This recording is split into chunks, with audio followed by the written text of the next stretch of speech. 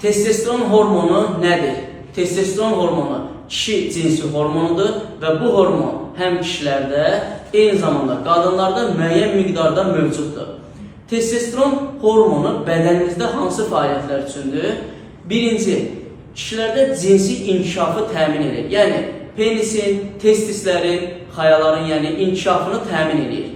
Eyni zamanda sperma hərəkətliliyini, spermanın inkişafını, spermanın istehsalını bərpa edir bədəndə.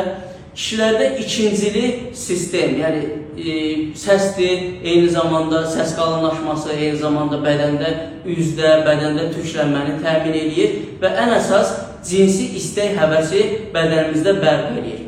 Əgər testosteron hormonu aşağı səviyyədə olarsa bədəndə, o zaman kişilərdə hormonal balanssızlıq, cinsi istək həvəs azlığı və digər depressiyaya qədər gətirib çıxara bilən bir fəsadlar yarada bilər.